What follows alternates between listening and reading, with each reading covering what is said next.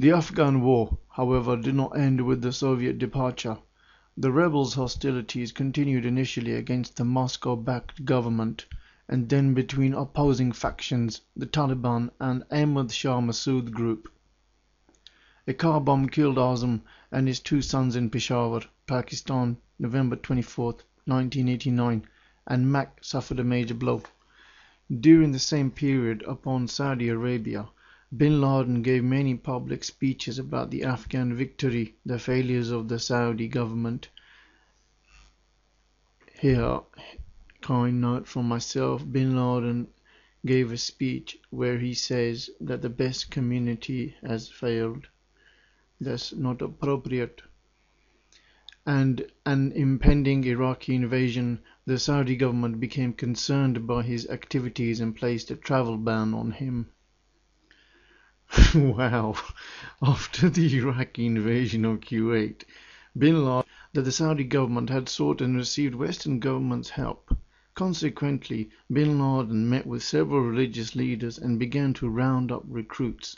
The Saudi government then attempted to stop his activities. As a result, Bin Laden used his connections to leave the country for Pakistan. After a very short period upon Pakistan, he went back onto Afghanistan. There he tried to work out a settlement between the warring factions battling for power, while gathering support for a new jihad.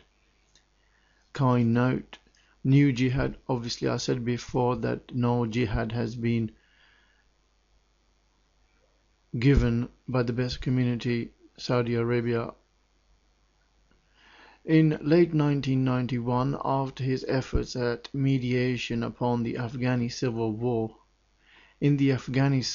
had failed and several reported attempts were made on his life, Bin Laden left for Sudan.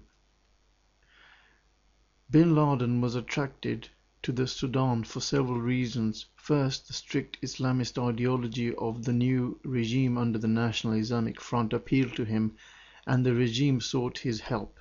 Also, there was for example, here on England, I amass buildings and structures, then I set up my own, way of how Islam should be portrayed, and gain a foothold. Then somebody from the outside comes onto this country and says, oh, I like him, I'll bring him onto my side. So Sudan was established in appealing to Osama bin Laden. Also, there was an opportunity for the plethora of construction projects, including major highways and ports and airports. And then, Osama bin Laden said to the Sudanese people, like if someone says to me, hey, listen, I'm going to do this and this for your country, how about you accept me as well? So then he did this for them, and then they became indebted to him, so they owed him a favor. Bin Laden set up several new companies on the Sudan, which would take on these projects, but would also be used to provide income to support Al-Qaeda's activities. Now, I don't know whether the Sudanese government knew that he was gaining income to support a group his group Al-Qaeda. In Al-Qaeda's activities and serve as a front to transport weapons and men. He also found employment and homes for several hundred Arab Afghans. So he then did them a favor, so they turn around and say, oh, you done us a favor. So, for example, on this country I stay, and there's immigrants come here, and then I say to them, look, I got all these houses and things, you can join in and help me out with the housing and structures. And then I then send them a subtle hint that I've got a group called Al-Qaeda. This is what Osama bin Laden did. He also found employment and homes for several hundred Arab Afghans whom could not or would not return home after jihad in Afghanistan.